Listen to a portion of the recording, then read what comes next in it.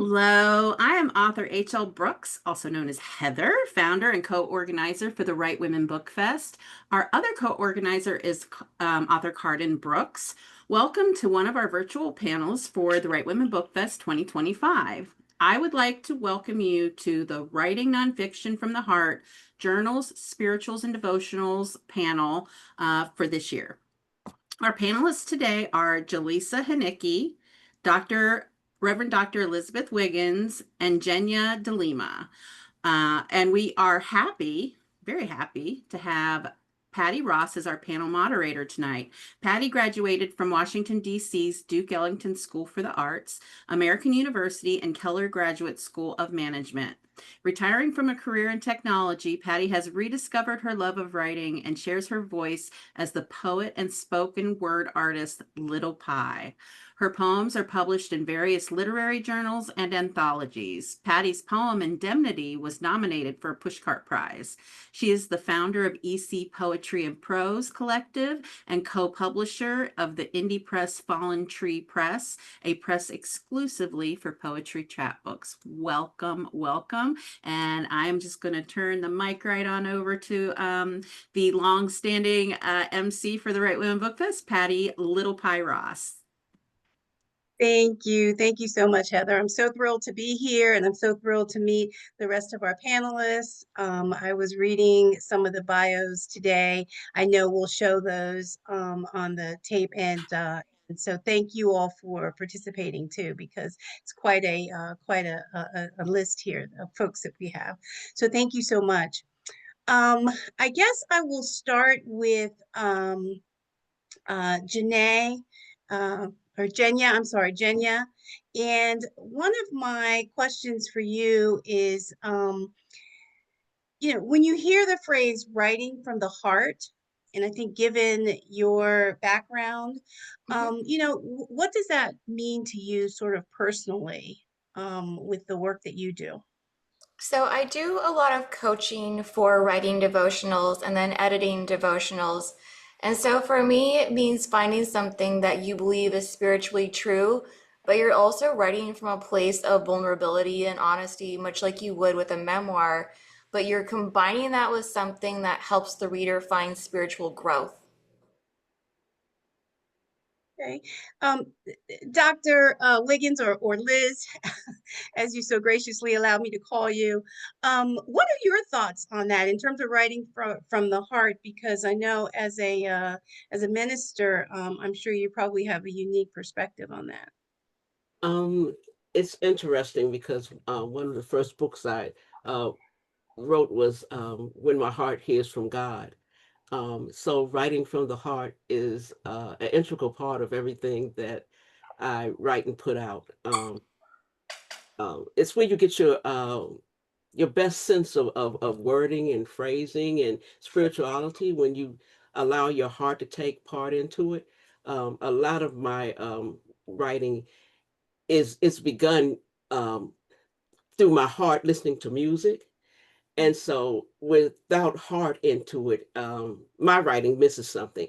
I can't say that's for everybody, but most of my writing is definitely has a real strong heart component to it. Mhm, mhm. Okay. And Jaleesa, I know that I think your publication really was sort of expounding on grief and things like that. But can you share with us as well your idea of writing from the heart? For me, because my book, like you said, is about grief, the main place that I was coming from is from an open and honest place. And so when you're writing about something like grief, how can you not write from the heart, you know? And then especially mine is a bit of memoir style mixed with journal prompts. And so really getting to the heart of something so that when it comes to those journal prompts, a person can really be in touch with their heart, with their feelings, to write in an honest way to help them navigate through that grief. Mhm. And so I guess you can you expand a little bit about adding the prompts to your writing, how important that was to give the reader an opportunity? Yes. So For me, I've always been a journaler. Since I was like preteen age, it was something that I always went to as most times a first response when I was just, as a preteen, you're dealing with all those hormonal things. And then going into adulthood, as you just go through life transitions, it was something that I always found myself going back to. And so for the readers, I wanted to add that in, certain journal prompts at the end of most of my chapters, because I also included some of my own uh, journal entries during the time that I experienced the most of my grief. And so that was why it was important for me to add that in at the end of most of the chapters, to also give readers a chance to, even if they don't usually journal, it's just Mhm. maybe a new way for them to open up and really explore their feelings. Yeah, yeah, that's very nice. Um, Jenya, I was wondering, can you sort of, share a time with us that when you really pulled from the heart in terms of your work? I know you have a podcast, and I'm sure you've interviewed a lot of people, but some of the, if you could just share maybe a really significant moment that you had to pull from the heart in terms of your work, because you do quite a few things. Yes. So even just thinking about a recent coaching client, there were a lot of really personal stories. And so it was the question of how do we get that on the page and let this resonate with readers who are going through something similar without feeling like she's exposing too much of herself, or without feeling like she's turning this so inward that it now feels too much like a memoir, or that she's using it for her own catharsis or therapy, versus how can I also help the reader here?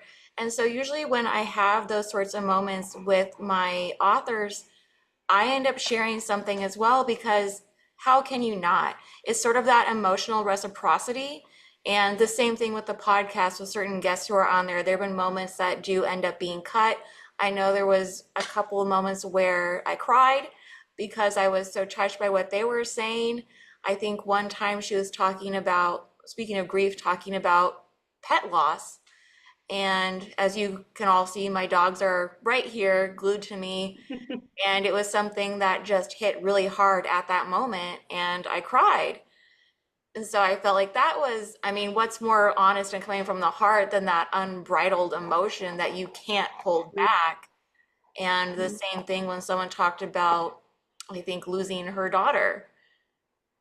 And it was the Mhm. same thing then, where you have to have those moments of opening up to that person and sharing with them on that human to human level, versus I'm the interviewer and you're the interviewee, or I'm the editor and you're the author, and you're just having that, again, that pure connection where you're opening up as well. It's not just about I'm listening to you and I'm going to write it down, or I'm going to listen to you and record this, or listen and give feedback. And I think it has to go beyond that sometimes. Yeah, yeah, yeah. I know that this conversation is about nonfiction writing from the heart, and it really is covering journals, spirituals, and devotionals. And so I'm curious, Dr. Liz, how do you decide sort of, especially I'm thinking just from a ministry standpoint of, helping, doing lots of sort of conversations with others. How do you decide sort of what stays private within one of your publications and what you actually end up sharing and what becomes, sort of public in your publications? When I'm writing and publishing, most of what's public is me. I try very hard to protect anybody who I may be writing about. If I'm writing something that has to do with my family or coworkers, I mask their names. I don't use their names. I might say my daughter or my sister. I have more than one sister, more than one daughter. And those who know me well enough, who are in the circle, then it's okay that they know who it is. But just the public in general, that's kept private because I don't want to hurt anybody. And if I think it will hurt them, like I have a whole wealth of things that I will publish if I happen to outlive my husband. I won't publish it now because I don't write to hurt anybody. So I know a lot of times people do memoirs and they're tell-alls. That's not Mm-hmm. what mine are. They're really intended to help somebody have another perspective of something that they're going through. Something as simple as wearing glasses. I wrote a piece about wearing glasses and what I went through, the progression of hating to be seen in glasses and just thinking I was so uncomely because I wore the Coke bottles that were really, really thick, and I Mm-hmm. couldn't wear the contacts, all the way to around now where I'm 65 and I wear my glasses as a vanity thing. All of a sudden in my late 50s, they were finally able to do something so I don't have to wear glasses all the time. Now I wear them because I'm vain and I don't want people to see all the lines under. So I write a piece about that. I can share me, but I won't do that to other people. So that's why a lot of my things are called Living While Liz. You get a broad perspective, touches on everything, but I don't hurt anybody in the writing of it. Um, so Jaleesa, you're you revealed a lot within your story of yourself. And so I'm just trying to figure out, like, how did you decide, like, what was your process to really decide what you were gonna put in the book, and then what you were really gonna, as my mother says, take to your grave, like what, how did you go through that process, you know?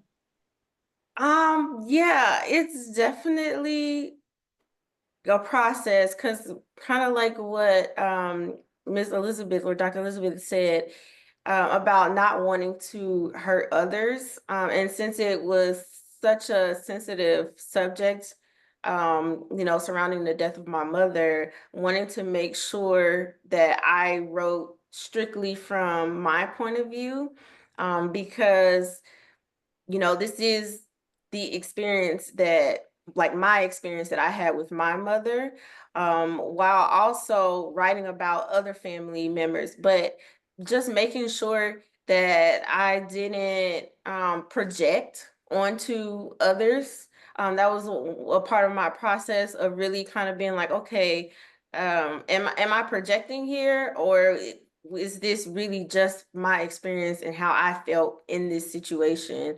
So that was part of my process, reading through it quite a bit, and also sharing it with those close to me who wanted to, read it. And I think I did a pretty good job because so far none of my family members have said like, "Hey, I don't like that you wrote that." Mm-hmm. So Nobody's mad at you yet. yeah, exactly. So that was definitely part of the process of being open to allowing them to also read through some of those drafts if they were open to it, to make sure that no one felt like they were being damaged in any way.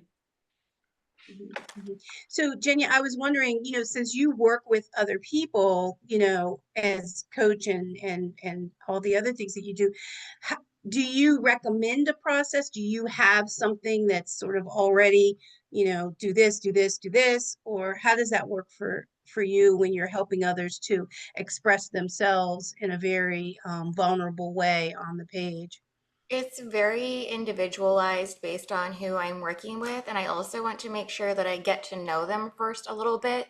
So I always have a call or a Zoom meeting before we even begin working because I want them to get to know me as well, feel comfortable with me, make sure they're comfortable with me because, like you said, this is really vulnerable. You have to be open, and that means you have to be working with someone you feel comfortable doing those things with. And if there's any trepidation or hesitancy on their part, that's probably a sign I'm not the right person for them, and they might be better off finding someone else to fill that role. But then after that, again, I do have some templates that I might use for following, for instance, what you might expect from a devotional, that sort of thing. But since there are different ways of writing a devotional, they're going to have a different audience in mind. They might have different goals with their devotional. It's not like there's ever going to be some one size fits all approach. And I'm also always changing what I'm doing based on the feedback I'm getting from them, and not even spoken feedback, but even just the material they're returning to me, or those nonverbal cues like during a Zoom meeting where I can see maybe even just from micro expressions, what they're comfortable sharing, what they want to talk about, what they don't want to talk about. Yeah. So let me ask you this just to follow up, Danielle. So personally, how has journaling played a role in your life? Because you're working with all these other people. So how has it played a role in your particular life for yourself personally? It's sometimes almost a method of debriefing. So if I'm working with someone and the material is extremely heavy, so for instance, we did have a school shooting in our community. I worked with the girl who had been best friends with someone who was involved in it.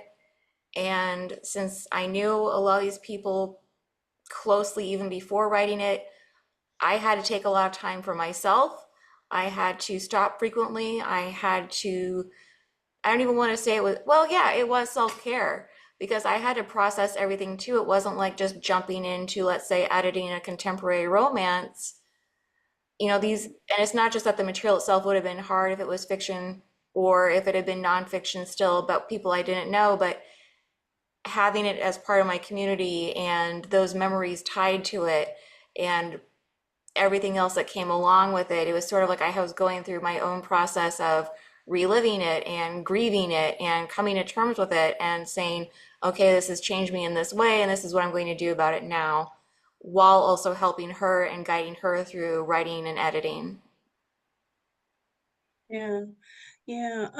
Dr. Liz, I'm curious. I'm wondering, how is journaling, for you? I know you shared, your experience in telling others, but I'm wondering, how has that helped you directly, personally, yourself, journaling?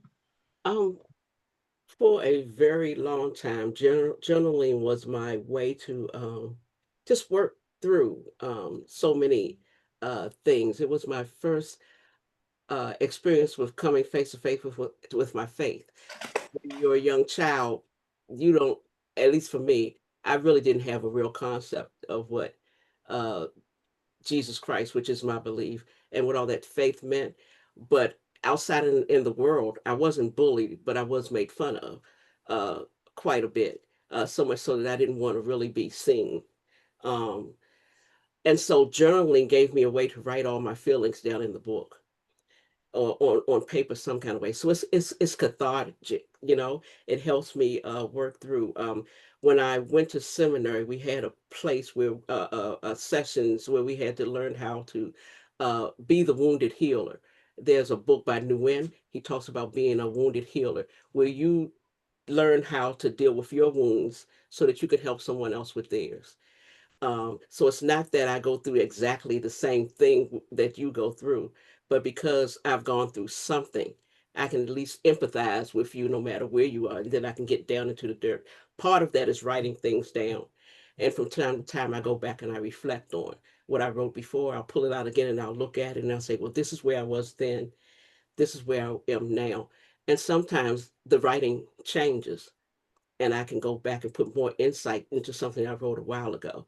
So journaling is a whole process. It's not like I journal on May the 25th, 1976, and I never re-experience that again or go back and review it and say, so journaling is a constant thing for me. Write it down, reflect on it, put it away, pray about it, come back and see it again and see if I've grown. So journaling is growing. It's, Yeah, that's a great point. Jaleesa, I see you were nodding your head too. I was wondering, what were your thoughts on, journaling for yourself, right? Not because your book, helps others, but for yourself. Yeah, the part that I was really kind of like nodding my head on, which I kind of do the same, is the going back to things that I've written previously.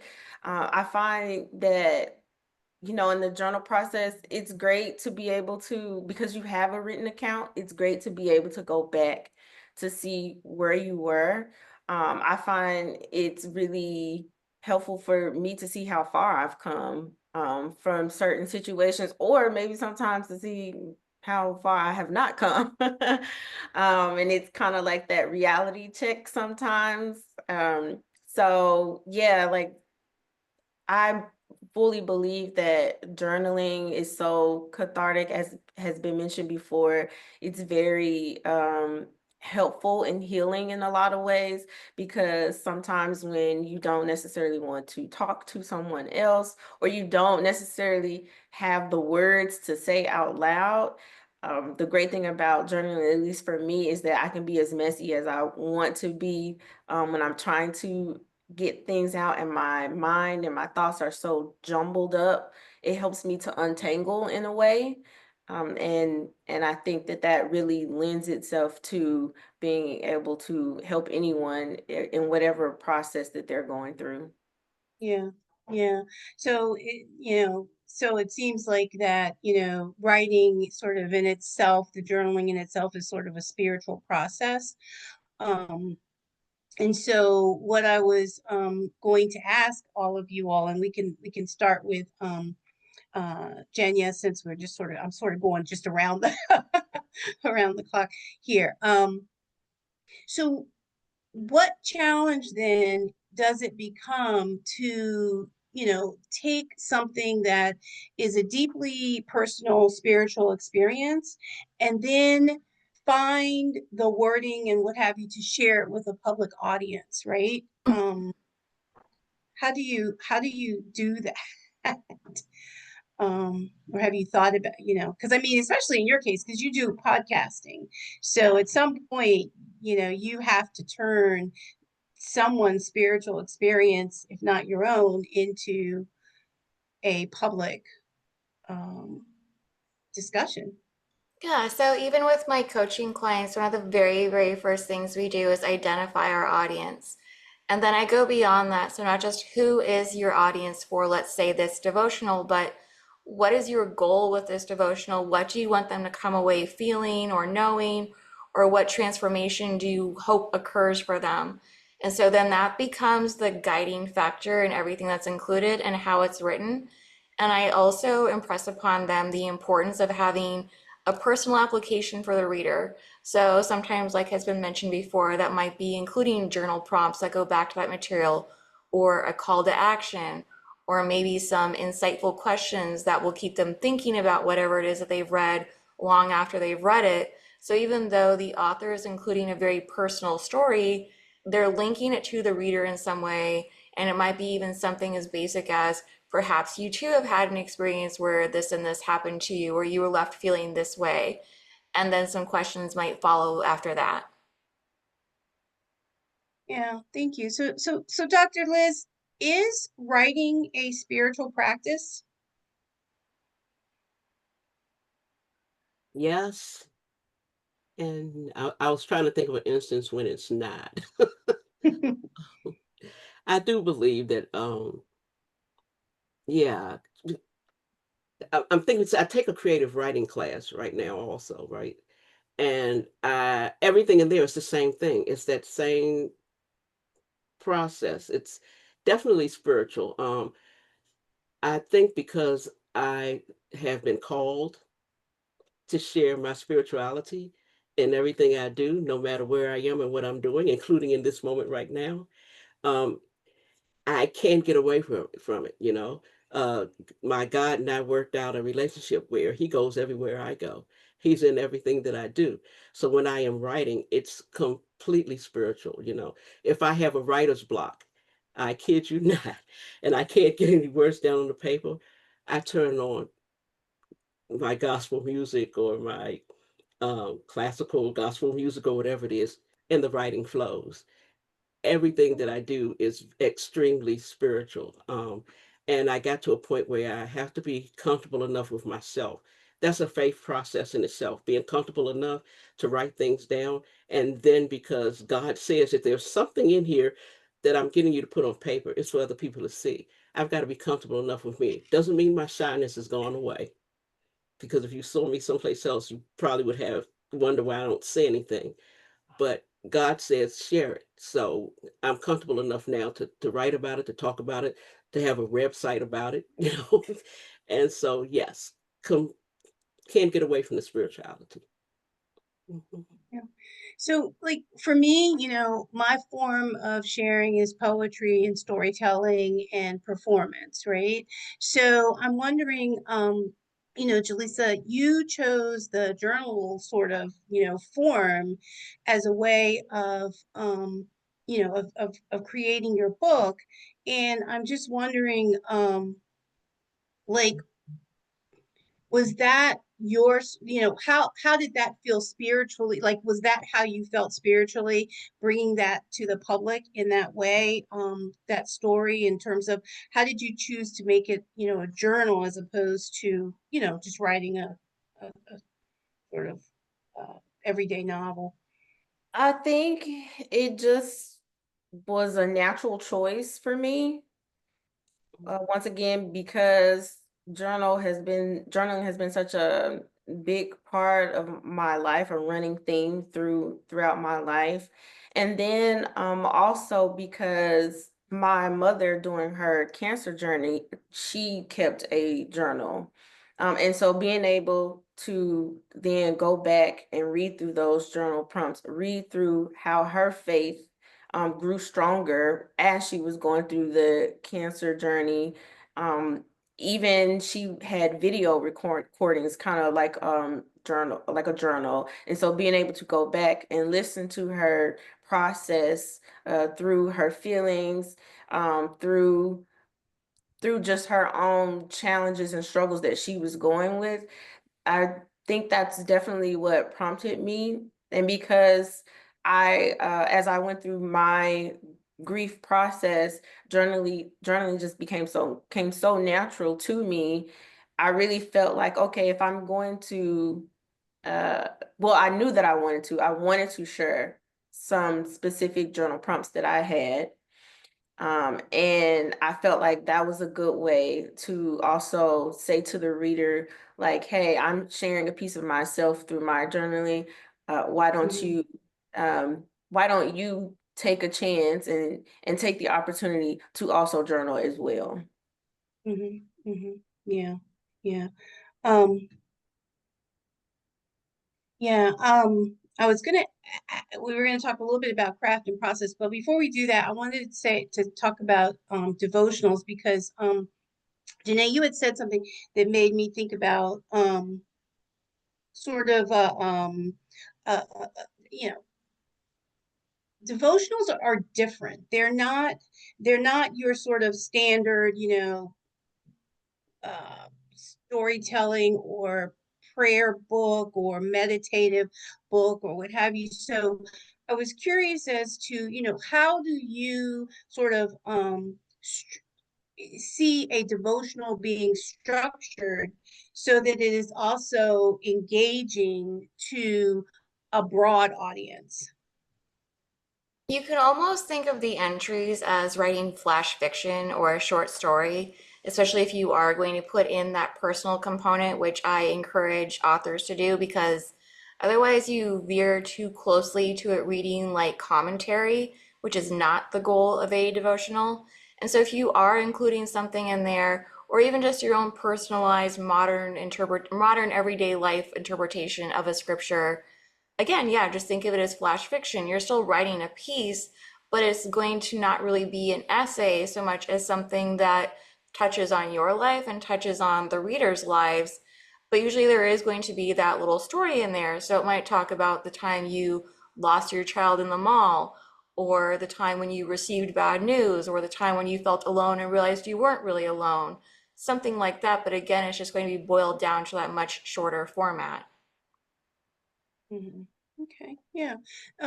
Dr. Liz, I'm curious as to how do you weave, you know, biblical texts, sacred texts into your work so that it does appeal to a broader audience, to perhaps an audience that is not, as religious based as, say, you are. So there are two things. My religious-based writings are geared toward those who are of my um, faith, and if they're interested in their faith. But then when I'm writing, like Living While Liz, sometimes there's not necessarily a scripture that goes along with it, but there's still a lesson. I'll use again the thing about eyeglasses. There's nothing really scriptural and figuring out how to deal with eyeglasses. But there is still a faith-based lesson that I don't have to say is faith-based. You get it. There's something to be said about coming to a point where you don't feel ugly in your glasses. But I don't have to say, read John 12. Da, da, da, da, da, da. I could say life teaches you, and as you're going through life and getting more comfortable within your own skin, you come to a point where it matters less and less. So I'm getting that spiritual message around without using scripture. Part of the reasons why I do Living While Lives is because I want people to understand that pastors are more than scripture. I think that's and so with my writing that's not, now I write sermons and devotions and meditations also, but I want people to know that I'm a full living person. So in order to do that, I can't always throw scripture at you, but it's still faith-based. The concept is faith. When I wrote on peace, I didn't have to use a scripture, but it's still very spiritual. Yeah. I can move you without saying Jesus, Jesus, Jesus. You by Yeah. saying it too. Jaleese, I know that your collection had some questions about God in it, and so I was wondering in terms of, sort of uh, sacred wisdom or, sacred texts, how did you make the decision to include some of that into your work?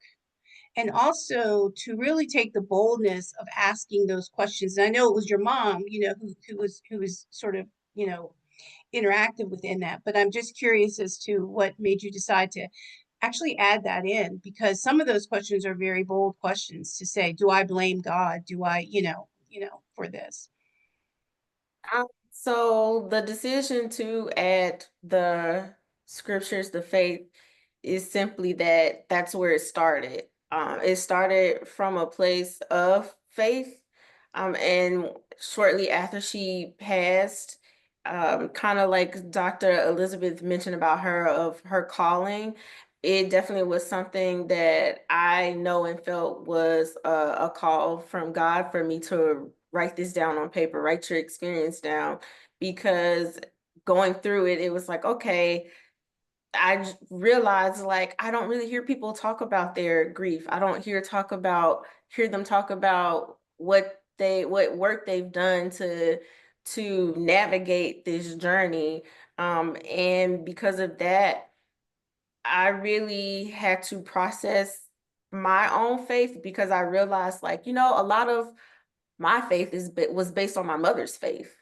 And so the question after her passing became, okay, what does my faith look like without her? Because I can't rely on her and her belief in God. I have to now rely on myself. And those questions that I asked were questions that I asked myself. It was a lot of me realizing, like, after denying, like, you know what, I am angry because my mother was a good person. Why her? And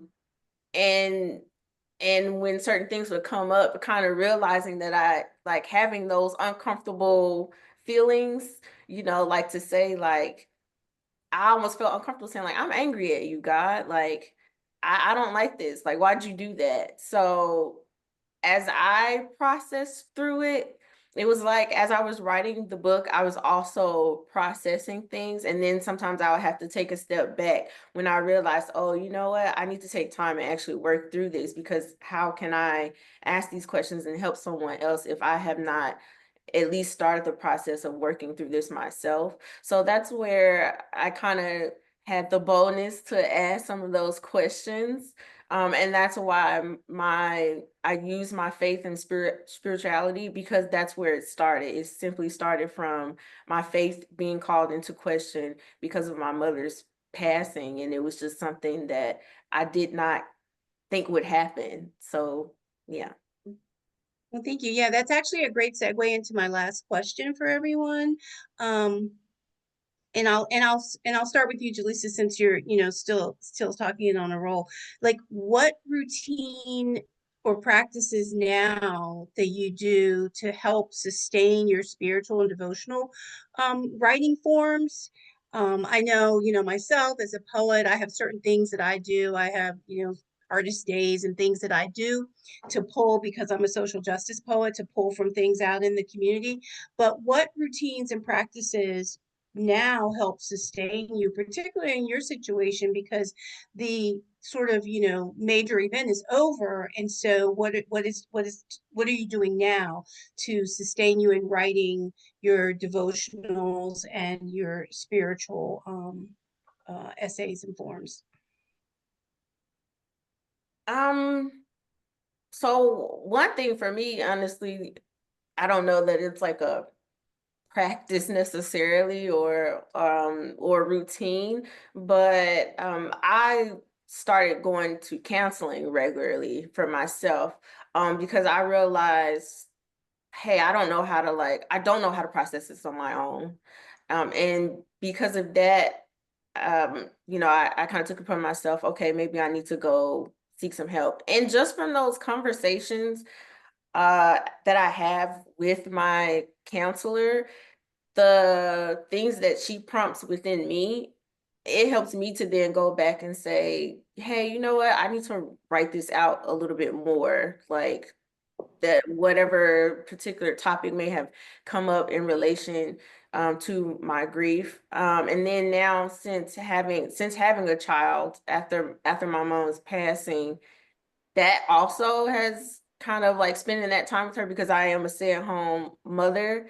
I find that I have to have like a built-in time, which is usually her nap times, a built-in time to sit down and say, okay, this is my time to focus on myself. Kind of like how is it Jenny said before, Yeah, um, Jenya. self-care, to just sit down and take care of myself, one, and to find that time to write, and also just reading my Bible, having that time devoted to reading scripture.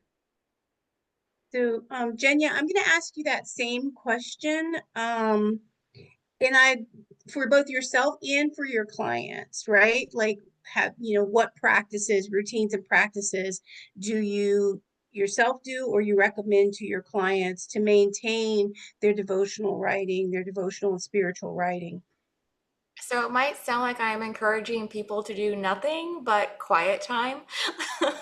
So, especially when they've reached a spot where they're having writer's block or they feel stuck and they don't know what to say, I tell them, instead of trying to keep pushing it, just walk away for a while. Just go do something else, and something that doesn't require any thinking. And the same thing is true for me if I feel stuck with something I'm doing with them, or I have my own project I'm working on. So especially in the morning, I like to wake up and just have coffee and not do anything. And so I'm not cluttering my head with all the things that I need to do, or with all this stuff on the news, or everything in my email. Or even the same thing in the middle of the day, I might just go outside and sit on the front steps and just do nothing and watch people walking by in the neighborhood, or watch a squirrel outside. It's just that idea of, okay, I'm just going to release everything that I'm thinking of right now. I'm just going to not even think about this. I don't have to think about the laundry. I'm not thinking about what's going to happen for dinner later today. I'm not going to think about this homework assignment that we need to buy a poster board and glue sticks and 5 different colored markers for. And I think it's just when you are able to have that moment, that's also when you're closer to hearing God speak to you as well. And again, that's where I find more inspiration. And I think it's just because we allow ourselves to become so bogged down in ourselves that we're not open to what we need to be open to. All right. And so Dr. Liz, I'm going to ask you a different question, but I know it's a question that you're going to bring us home on. In terms of journals, specific journals, how do they sort of, bridge the memory between, healing and processing, and story, right? So like you have three different sort of components there. Okay. Healing. What were the other two? Storytell or story, in your head, story writing and memory. Okay. Um, let's see. And I think again it's not necessarily a process. It's just a feeling. So if I have a memory, something that I remember from my past, um, the first thing before I can effectively share it to somebody else, I have to go through healing for myself. And then in the writing, when I'm telling what I remember happened, when I'm writing it, it's in the sense of trying to bring healing to whoever reads it. So my intent is for you to heal. That might be my intent, but I don't know how to say it without saying I don't think I'm a healer. Does that make sense? But the intent of my writing is to help heal somebody. So I have all of these memories and things that I go through. Some are from the past, and some are recent. I talked about peace just a moment ago. That came from just chaos seeming to be coming at me, not necessarily directed at me, but so many people were experiencing chaos and craziness till I had to use what I felt about peace to try to bring them some comfort or at least get them thinking in a way, a time when they were comforted. So it's not only my memories, it's the people I'm writing for, it's their memories. What can my memory jog in your mind that'll help you get through this period? Oh, Uh, so like shared experiences. and even though the experiences are totally different, what brings me chaos could be not getting a Reese cup. And in the last 15 minutes, when I've been trying to get a Reese cup and it's driving me crazy. Well, yours might be, like you just experienced a shooting, you know what I mean? And then, so it's whatever it is letting us all know that we need to have peace. So whatever I write has to some kind of way inspire you to seek peace. So, Thank you. Thank you. yeah. Thank you so much. Okay, well, thank you so much, everybody. That was wonderful. And I'm not, and probably some of you on this panel know this or not, I'm not a Christian, but I appreciate devotionals and journaling like anybody. I mean, I love journaling, and I think you have some wonderful ideas here about how to organize that. So thank you so much for sharing that, and especially for anybody who's Christian and wants to see this or comes by and sees this. I think they're going to get a lot of helpful information about how to, if they don't know how to move forward with their organizing their devotionals and stuff like that. And so I want to thank Patti Little Pie Ross, who Yep. has been the MC for the Right Women Book Fest since its inception in 2019. Thank you so much, Patti. We appreciate you as always with your energy for the Right Women Book Fest. Thank you, Jaleesa Hanicki, Reverend Dr. Elizabeth Wiggins, and Jenya, which I'm going to say it right from moving forward, Jenya DeLima, for all of you for, as Cardyn would say, who's not with us right now, for contributing your considerable talents to the Right Women Book Festival.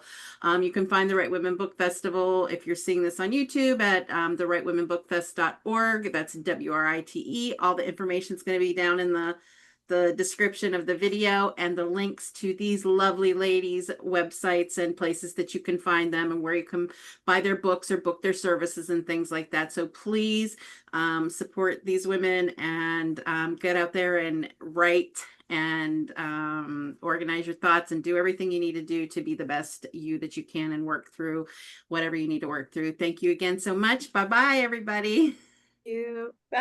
Thank you. Bye. Thank you.